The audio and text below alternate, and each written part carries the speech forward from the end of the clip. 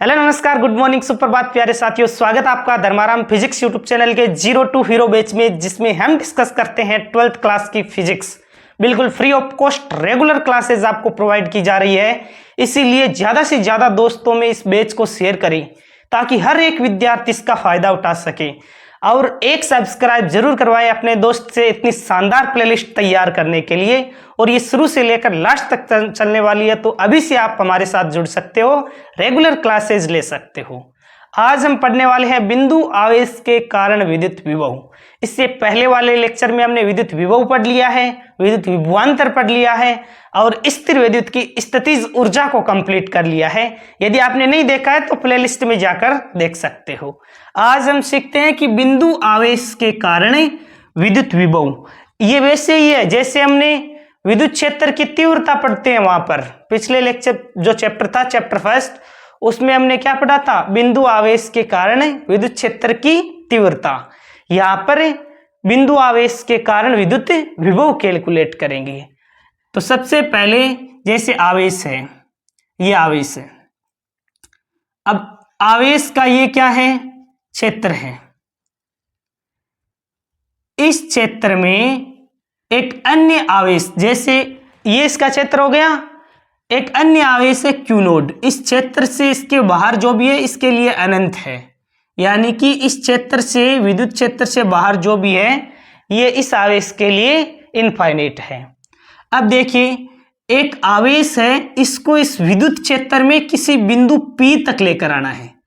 ये जो बिंदु P है वो इस आवेश से कितनी दूरी पर है? तो ये इस आवेश से R दूरी पर है। क्लियर है? तो सबसे पहले हमें क्या करना होगा? इस आवेश को इसके विद्युत क्षेत्र में लाने के लिए इसका वेग नियत करना पड़ेगा। वेग नियत क्यों करना पड़ेगा? क्योंकि यहां से हम बाह्य बल लगाकर इसे इस विद्युत क्षेत्र के अंदर लाएंगे, बाह्य बल लगाकर इसे विद्युत क्षेत्र के अंदर लेकर आएंगे, लेकिन ये जो आवेश समान आवेशों में क्या होगा? प्रतिकर्षण होगा, यानी कि यह आवेश इस पर स्थिर विद्युत की बल लगाएगा इस दिशा में। आप बाह्य बल लगा रहे हो इस दिशा में, और जो स्थिर विद्युत की बल है वो लगेगा इस दिशा में, यानी कि स्थिर विद्युत की बल इस दिशा में लगेगा, बाह्य बल इस दिशा में लगेगा। तो क्या होगा कि ये जो आवेश जैसे जैसे इस आवेश के निकट लेकर आएंगे तो होता क्या है कि जो बल है वो बढ़ता जाएगा। इसीलिए ये जो नियत नहीं होने के कारण सबसे पहले इसका वेग नियत करना पड़ेगा। ऐसे आप इसे P बिंदु तक लेकर आ नहीं सकते। तो सबसे पहले वेग को नियत करने के लिए, वेग को नियत करने के लिए क्या करोगे? तो एक छोटा सा पार्ट ले लो, यहां से जैसे A से लेकर B तक वेग को नियत कर लेंगे, यानी एक dx भाग लिया है। जो A बिंदु है वो इस आवेश से कितनी दूरी पर है? तो ये A बिंदु इस आवेश से x दूरी पर है। तो हम सबसे पहले dx दूरी में क्या कर लेंगे? dx दूरी में इसका वेग नियत कर लेंगे, और वेग नियत करने के पश्चात यहां से dx विस्थापित करने में किया गया कार्य निकालकर और विभव का मान कैलकुलेट कर लेंगे। इसकी जो डेरिवेशन है वो बिल्कुल जैसे हमने स्थिर विद्युत की स्थितिज ऊर्जा की डेरिवेशन पढ़ी थी, आधी डेरिवेशन बिल्कुल वैसी ही होने वाली है। फिर विभव कैलकुलेट करना है तो V बराबर W/Q का फॉर्मूला लगाना है। क्लियर है? तो सबसे पहले हम इसकी थ्योरी लिख देते हैं। थ्योरी बिल्कुल आसान है कि चित्रानुसार एक आवेश है जो विद्युत क्षेत्र उत्पन्न करता है, एक अन्य आवेश Q नोड को अनंत से विद्युत क्षेत्र के बिंदु P तक नियत वेग रखते हुए लाना है।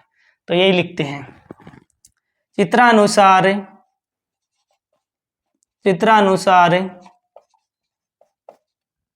एक आवेश Q विद्युत क्षेत्र उत्पन्न करता है, एक अन्य आवेश Q नोड को अनंत से विद्युत क्षेत्र में बिंदु P तक नियत वेग रखते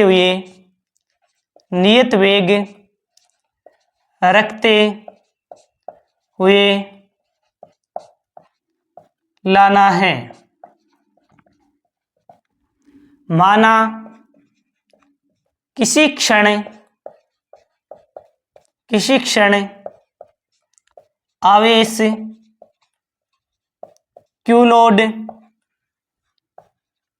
बिंदु A पर स्थित है, यानी किसी क्षण बिंदु A पर स्थित है, इसे A से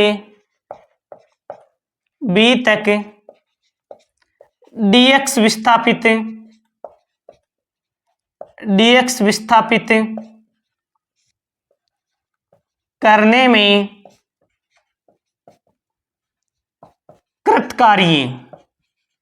A से B तक dx विस्थापित करने में कृतकार्य, तो कार्य बराबर क्या हो जाएगा, dw क्या हो जाएगा, अप dx कोस थीटा। यहां पर अप कौन सा है, तो अप बाह्य बल यूज किया है।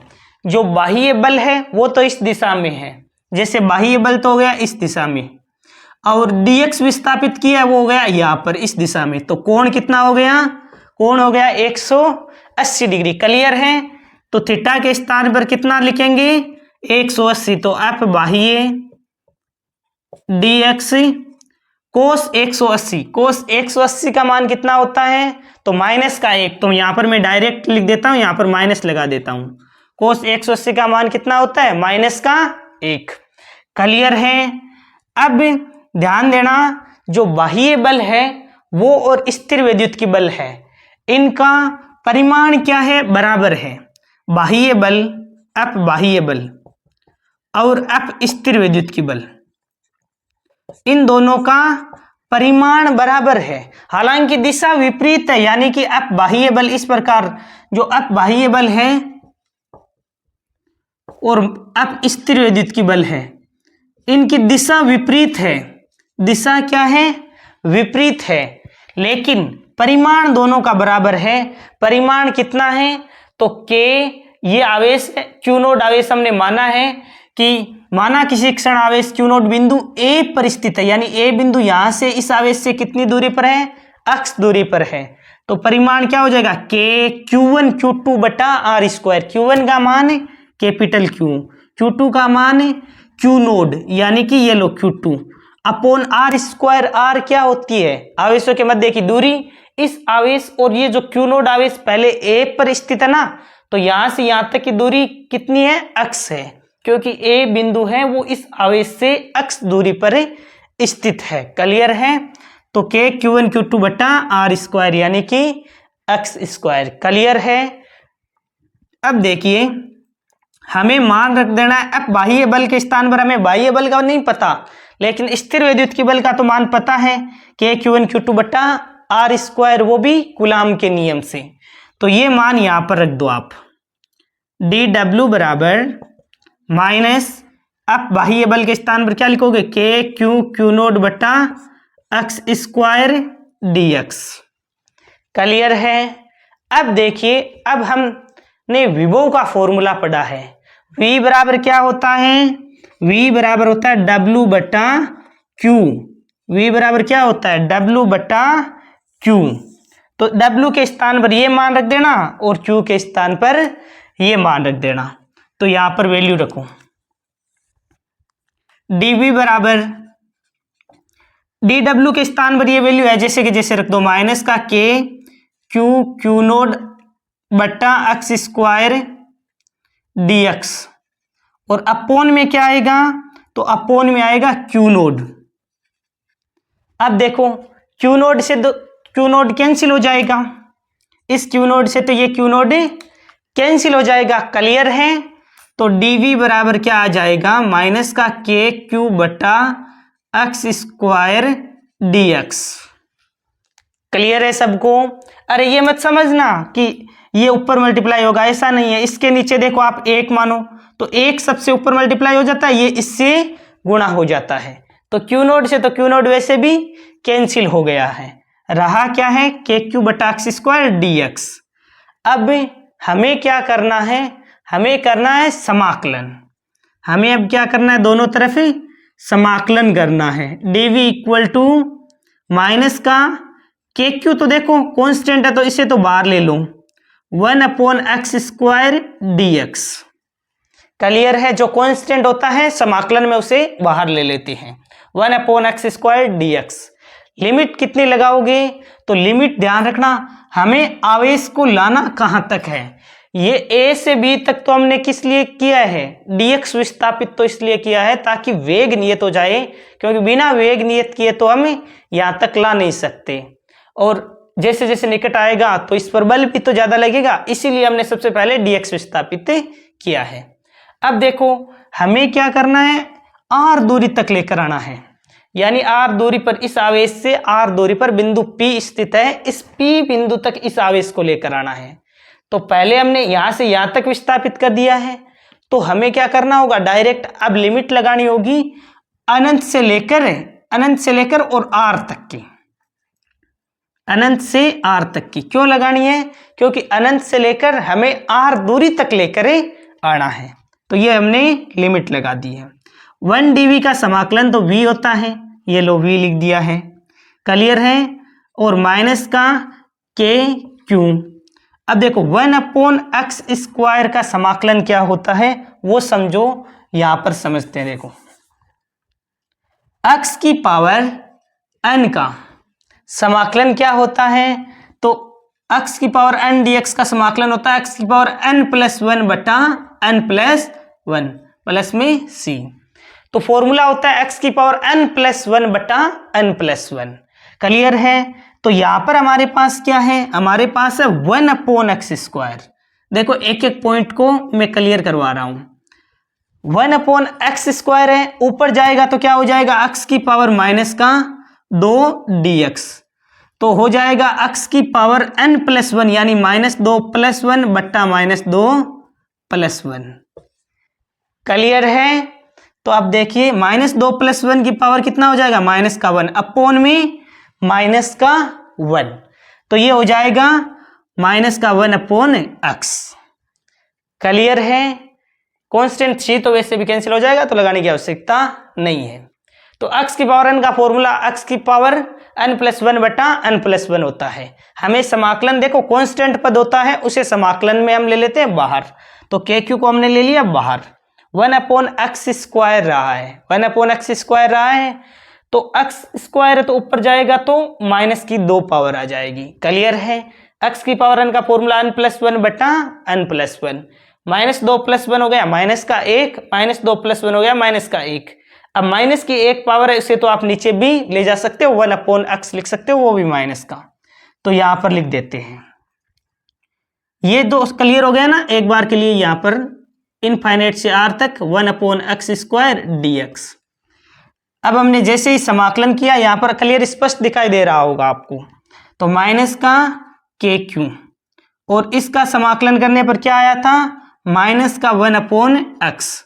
लिमिट कितनी थी, अनंत से r तक, माइनस माइनस क्या हो जाएगा, माइनस माइनस हो जाएगा प्लस, माइनस माइनस क्या हो जाएगा प्लस, यानी कि के क्यू कोष्टक में 1/x अनंत से r।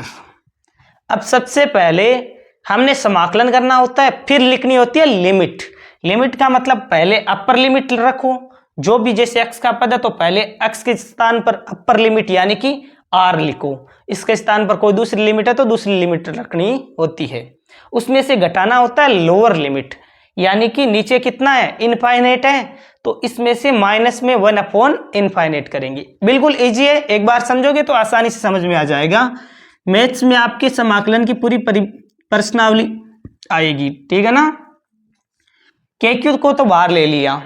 अब देखो पहले तो x के स्थान पर अपर लिमिट रखते, यानी कि कैपिटल R लिखेंगे, ये लो कैपिटल R, सॉरी जो limit upper limit small r है तो स्मॉल r लिख लेंगे। जो भी लिमिट दे रखी होती है वो सबसे पहले अपर लिमिट, उसमें से माइनस कौन सी करते हैं, लोअर लिमिट, यानी कि इनफाइनाइट लिख रखा है तो डायरेक्ट x के स्थान पर 1/इनफाइनाइट लिख दिया। क्लियर है। अब देखिए v इक्वल टू के क्यू, कोष्टक में 1/r माइनस 1/इनफाइनाइट क्या होता है, तो ध्यान रखना 1/इनफाइनाइट होता है शून्य, 1/इनफाइनाइट हो गया 0। तो विभव का फॉर्मूला क्या आ जाएगा, विभव का फॉर्मूला आ जाएगा v इक्वल टू के क्यू बटा आर। क्लियर है। तो बिंदु आवेश के कारण विभव का फॉर्मूला हो जाएगा के क्यू बटा आर।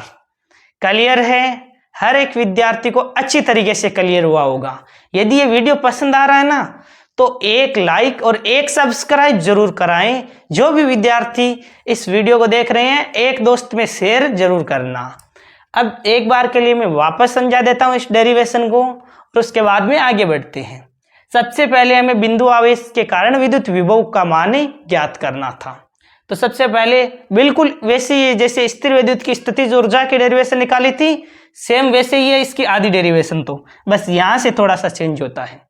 आवेशता विद्युत क्षेत्र उत्पन्न करता है, इससे r दूरी पर बिंदु P पर विद्युत विभव का मान ज्ञात करना था। एक अन्य आवेश Q नोड जो अनंत पर है उसे अनंत से बिंदु P तक लेकर आना है। तो सबसे पहले कैसे लेकर आएंगे, तो वेग को नियत करके। तो वेग नियत करने के लिए हमने सबसे पहले माना किसी क्षण आवेश है वो A पर है, A तक तो कोई प्रॉब्लम नहीं है क्योंकि अनंत से इससे बाहर विद्युत क्षेत्र के बाहर जब तक है तब तक कोई प्रॉब्लम नहीं है। लेकिन इस विद्युत क्षेत्र से जैसे ही विद्युत क्षेत्र के अंदर प्रवेश करेंगे तब ये इस पर बल लगाता है। तो क्या होगा, A से B तक हमने वेग नियत करने के लिए सबसे पहले एक बिंदु लिया A, यानी यहाँ पर आवेश है Q नोड। जो ये A बिंदु है वो इस आवेश से x दूरी पर स्थित है। तो सबसे पहले कार्य का फॉर्मूला, इसे यहाँ तक यहाँ लाने में A से B तक लाने में जो भी हमें कार्य करना पड़ा, अब dx cos थीटा फॉर्मूला लगा दिया। थीटा तो 180 डिग्री होगा, अरे यहाँ पर बाह्य बल लिया है ना, तब हमने थीटा 180 डिग्री लिया है। डायरेक्ट स्थिर विद्युत की बल लोगे तो थीटा 0 डिग्री भी ले सकते हो। तो बाह्य बल इस दिशा में था, dx इस दिशा में था, कोण कितना था 180, यानी कि 180 है तो माइनस का अब बाह्य dx हो जाएगा। क्लियर है। अब बाह्य बल का मान तो नहीं पता, लेकिन स्थिर विद्युत की बल का मान तो पता होता है, k q1 q2 बटा आर स्क्वायर कूलाम का नियम। तो यहाँ पर हमने मान रख दिया k q1 q2 बटा आर स्क्वायर। q1 का मतलब ये q, q2 का मतलब a बिंदु पर जो आवेश है ना q नोड वो, और r है वो a बिंदु कहाँ तक है, x दूरी पर है। तो r का मान x हो जाएगा k q1 q2 बटा x स्क्वायर dx हो गया। क्लियर है। अब हमें w का मान तो पता चल गया है, अब हमें निकालना है विभव। विभव निकालना है तो हम v बराबर w बटा q रख देंगे। w के स्थान पर मान रख दिया बटा q नोड। q नोड लिखो, यहाँ पर q नोड लिखा है तो नीचे भी q नोड लिख दो, q लिख रहे हो तो नीचे भी q लिखना है। q नोड से q नोड कैंसिल हो जाएगा, k q बटा x स्क्वायर। अभी तो हमने dx ही विस्थापित किया था a से b तक ही, लेकिन हमें तो क्या लेना है, इस बिंदु तक लाना, बिंदु P तक लेकर आना है जो इस आवेश से r दूरी पर स्थित है। तो हम लिमिट कितनी लगाएंगे, इसका समाकलन करेंगे अनंत से r तक। हमें r दूरी तक लेकर आना है ना, तब अनंत से r तक लिखा, समाकलन कर दिया। इसका समाकलन माइनस का 1/x हो गया। अब लगा देते हैं limit, upper limit minus lower limit. तो अपर लिमिट में से लोअर लिमिट घटाया, k q बटा r आ गया बिंदु आवेश के कारण विद्युत विभव का फॉर्मूला। क्लियर है। हर एक विद्यार्थी को अच्छी तरीके से समझ में आया होगा। अब हम सीखते हैं E व V का R के साथ ग्राफ। तो सबसे पहले आपको किस प्रकार ग्राफ ड्रॉ करना है, तो इस प्रकार, एक और E या फिर V ले लो, दूसरी ओर R ले लो। अब E यानी विद्युत क्षेत्र, विद्युत क्षेत्र के लिए आपने पढ़ रखा है E बराबर क्या होता है, के क्यू बटा आर स्क्वायर, और विभव का फॉर्मूला क्या होता है, के क्यू बटा आर। यही होता है ना विद्युत क्षेत्र के लिए के क्यू बटा आर स्क्वायर, विभव के लिए के क्यू बटा आर। कहने का मतलब है कि जो विद्युत क्षेत्र है वो तो दूरी के वर्ग के व्युत्क्रमानुपाती होगा, और जो विद्युत विभव है वो दूरी के डायरेक्ट व्युत्क्रमानुपाती होगा। तो हमें क्या करना है, सबसे पहले ग्राफ इस प्रकार बनाना है। ये लो, एक लाइन इस प्रकार और दोनों का होगा अतिपरवलयाकारी। अब आपको बताना है कि ई की कौन सी लाइन है और वी की कौन सी लाइन है। तो ध्यान देना, सबसे पहले यदि मैं आर के स्थान पर एक से छोटा मान रखता हूं, आर के स्थान पर एक से छोटा मान रखता हूं, आर लेस देन 1 रखता हूं। एक से छोटा रखने का मतलब है जैसे आधा रख दो, 1/3 रख दो। तो एक से छोटा मान रखते हैं तो देखो यहां पर रखकर देखते हैं। आर के स्थान पर मैंने रख दिया 1/2, तो क्या होगा 1/2 का होल स्क्वायर, यानी 1/2 का होल स्क्वायर कितना हो जाएगा 1/4। तो 4 सबसे ऊपर चला जाएगा, यानी कि 4 गुना आ जाएगा। क्लियर है। यहां पर भी यदि हम 1/2 रखते हैं, पहले हम क्या रख रहे हैं, आर के स्थान पर 1/2 आधा, यानी कि 1 से छोटा रख रहे हैं। इसके स्थान पर, आर के स्थान पर 1/2 रखेंगे तो क्या हो जाएगा 1/2, यानी कि 2 ही आएगा। तो बड़ा क्या है, ई का मान तो आया है 4, वी का मान आया है 2। तो 1 से छोटा रखने पर, 1 से छोटा मान रखा है, 1 से छोटा हमने क्या रखा है, आधा रखा। 1 से छोटा रखते ही ई का मान क्या आ गया, ज्यादा आ गया। किससे, वी से ज्यादा आ गया। ई का मान क्या आ गया है, वी से ज्यादा।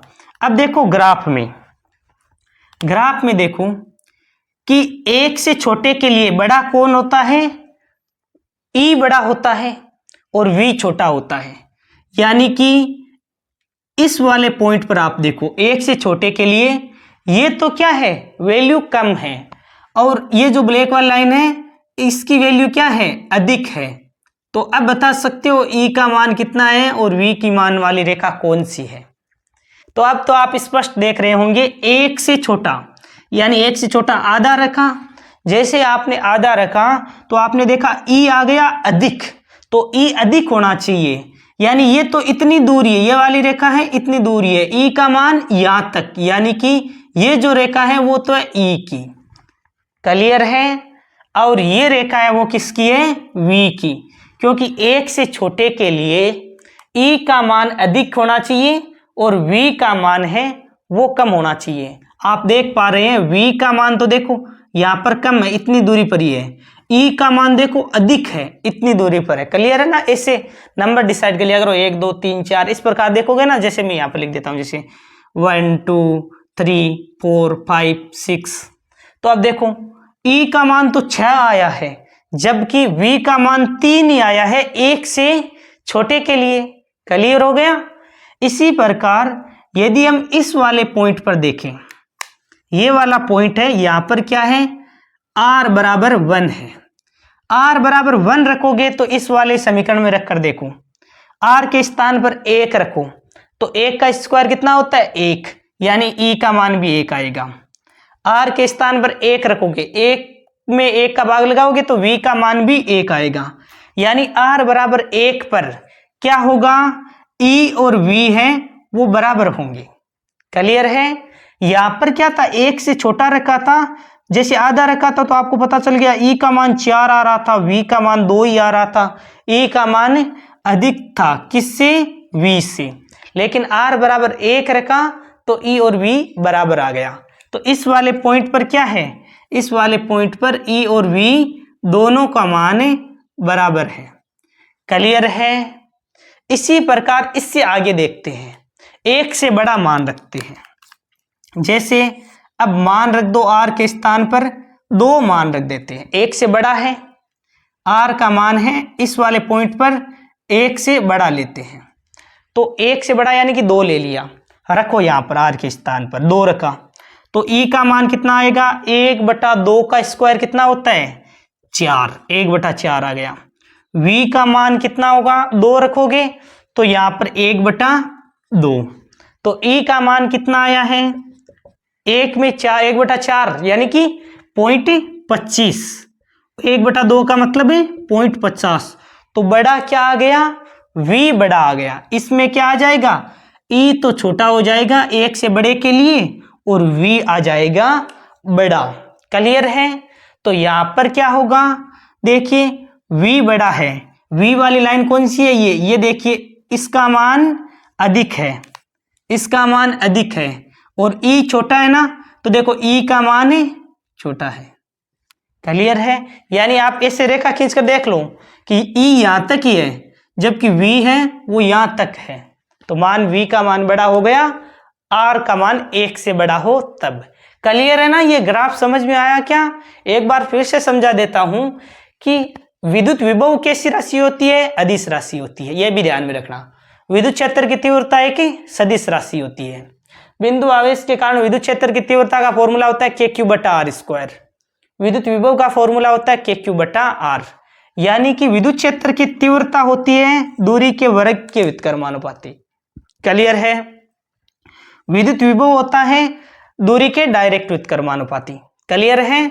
अब देखो R के स्थान पर यानी कि जो दूरी है वो लेते हैं। सबसे पहले हमने 1 से छोटा मान लिया, R का मान 1 से छोटा, आधा ले लिया, 1/3 ले लिया, तो आधा लिया तो देखा कि आधा रखने पर 1/2 का स्क्वायर 4, ये ऊपर मल्टीप्लाई होगा तो 4 आ रहा है ई का मान, और v का मान कितना आ रहा है, तो r के स्थान पर आधा रखा तो v का मान कितना आ रहा है, 2। कहने का मतलब है कि e का मान अधिक आ रहा है और v का मान कम आ रहा है। तो हमने लाइन को देखा कि यहाँ पर e का मान अधिक होना चाहिए, तो e का मान, ये वाली रेखा अधिक मान है, इसका मान कम है, तो इस वाले पॉइंट के लिए e वाली ये है और v वाली ये लाइन हो गई। क्लियर है?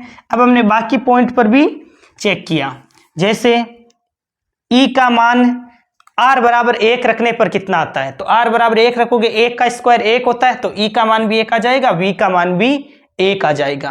क्लियर है? तो r बराबर 1 के लिए e और v बराबर है, तो इस वाले पॉइंट पर दोनों बराबर है, कट करेंगे। अब r 1 से बड़ा रखा, 1 से बड़ा जैसे 2 रखा तो e का मान तो आ गया आधा, e का मान आधा नहीं, जैसे 2 रखोगे तो 2 का स्क्वायर कितना हो जाएगा, 4, 1 में 1/4 यानी कि 0.25।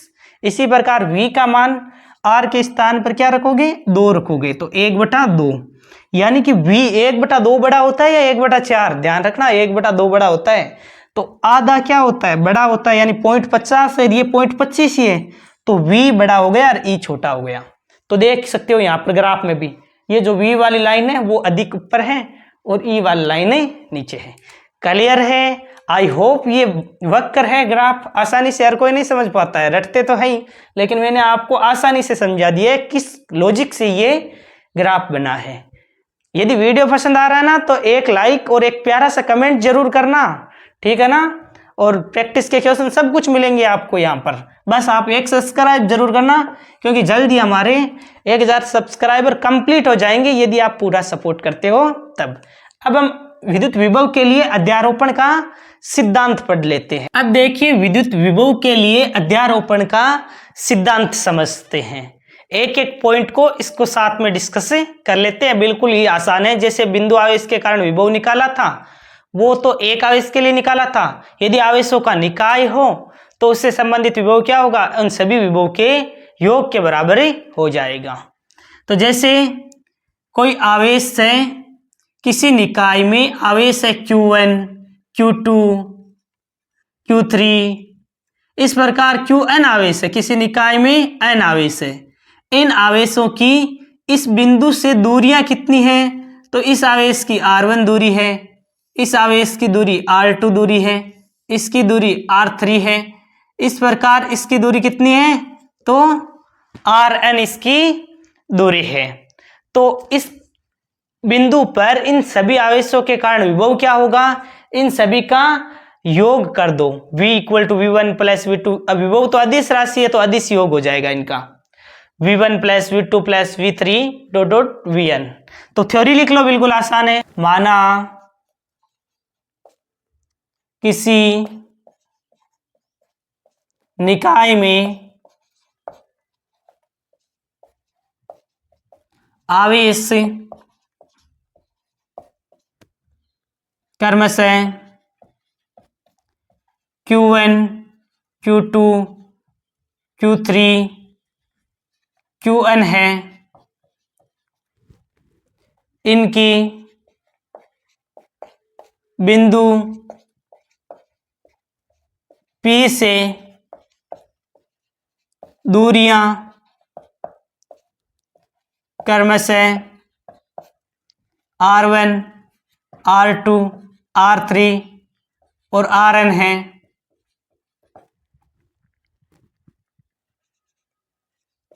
इसके कारण बिंदु P पर विभव V इक्वल टू क्या हो जाएगा, V1 plus V2 plus V3, इस प्रकार Vn हो जाएगा। यानी बिंदु P पर विभव निकालना है इन सभी आवेशों के कारण, तो इन सबके अदिश योग के बराबर हो जाएगा। V इक्वल टू V1 का मान क्या हो जाएगा, तो इस आवेश के कारण इस बिंदु पर हो जाएगा K Q1 बटा KQ बटा R होता है, R1 आ जाएगा। V2 के लिए K Q2 बटा R2 आ जाएगा, K Q2 बटा R2 आ जाएगा, K Q3 बटा R3 आ जाएगा। इस प्रकार K Qn बटा Rn आ जाएगा। क्लियर है? ये बिंदु आवेश के कारण विद्युत विभव का अध्यारोपण का सिद्धांत आ जाएगा। KQ बटा R फॉर्मूला होता है, इस आवेश के कारण इस बिंदु पर KQ बटा R1, इसके कारण KQ बटा R2, KQ बटा R3, इस प्रकार KQ बटा Rn हो जाएगा। क्लियर है? ये हो जाता है अध्यारोपण का सिद्धांत, बिल्कुल आसान है। अब देखिए, यदि आपने पूरे लेक्चर को देखा है, जिस विद्यार्थी ने पूरे लेक्चर को देखा है वो कमेंट बॉक्स में एक प्यारा सा कमेंट जरूर लिखेंगे। मैं देखता हूं जैसे श्याम भाई जैसे स्टूडेंट्स हैं वो पूरे लेक्चर को देखते हैं फिर कमेंट भी करते हैं, तो मेरे को पता लग जाता है कि कुछ स्टूडेंट ऐसे भी हैं जो सीरियस होकर पूरे के पूरे लेक्चर को देखते हैं और पढ़ाई में सीरियस हैं। ऐसे स्टूडेंट्स को पढ़ाने के लिए तो मैं सारे के सारे जितने भी क्वेश्चन कलेक्ट करना, डेरिवेशन को आसान मेथड जो भी नहीं समझ में आता है कमेंट बॉक्स में लिख दो। पढ़ने वाले स्टूडेंट्स के लिए मैं खूब मेहनत कर सकता हूं। Okay, thank you very much for a nice day to all of you. Thank you very much.